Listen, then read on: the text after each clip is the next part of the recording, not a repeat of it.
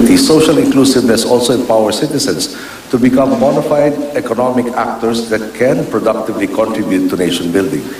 Pagdating pa lang ni Pangulong Noynoy Aquino dito sa Bali, Indonesia, dumiretso siya agad sa isang event ng APEC CEO Summit.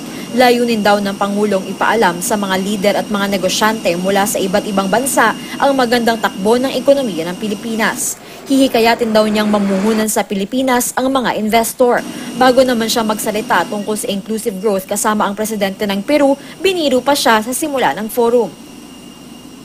I'm sure you know that you have a hard act to follow after the beautiful Miss Philippines was crowned Miss World here in Bali a few days ago.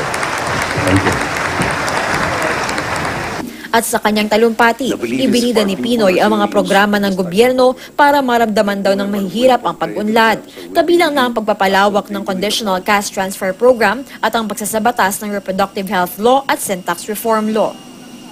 Natanong din ng Pangulo kung bakit isang termino lang ang pinapayagan sa pagkapangulo ng Pilipinas. If you could seek a second term, would you be setting yourself to do so? Probably not.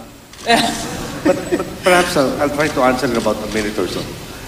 Where does that provision come from? We had the president who got first elected in 1965, got re-elected in 1969, and decided to stay until 1986. The belief is if our people are so used to this type of governance, then whoever will portray themselves or will be believed as continuing the policies we have set will be the one to get into office.